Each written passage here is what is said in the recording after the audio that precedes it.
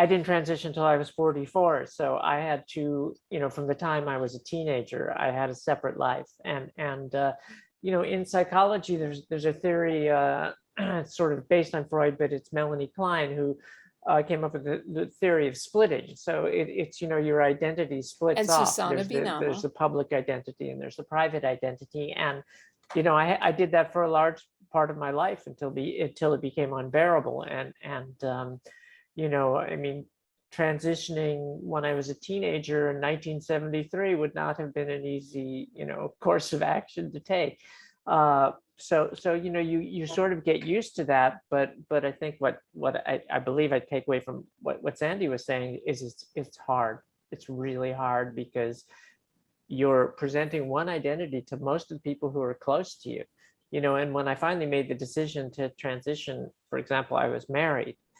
And it was, a heartbreaking experience to go through because I knew that it wouldn't be something where my then wife was going to easily adapt to that. So we had to really work through a lot of stuff, and we ended up, getting divorced. Some couples stay together, and it's an amazing thing to see. I'm now married to another trans woman, which is probably the last thing in the world I thought would happen, but I'm so glad that it did happen. We've been together for almost 20 years now. So. So once those two lives come together, things seem to get a whole lot better for them. Pretty amazing, isn't it? It's an amazing journey. Strange how that works. Anybody else want to respond to that? Tori, are you? Yes, happy to. I'm actually looking for a quote to put in chat from Audre Lorde, which says, "We don't live single issue lives." Because, and it's true that there are very few people, if any, who only have race to deal with. There's also sexuality and gender. And for some of us, those are transitioning, with the play on words, issues there. So there's that. It's interesting, Jesse, you mentioned relationships and the toll it takes on relationships. And a lot of relationships, unfortunately, don't survive that.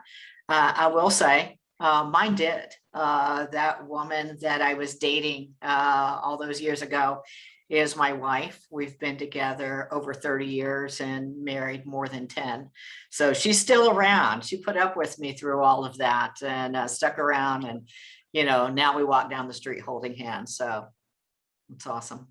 And that is fabulous, Sandy. I will tell you one thing that I've learned in my journey of authenticity is that, it's not just living two separate lives. It's being honest and vulnerable and transparent with who you know yourself to be. And I feel like as human beings, as women, as human beings, we all have an aspects of authenticity that are waiting to come forth in us. So I guess the question that I would turn back to all the audience members is, what is it like for you to live in authentic?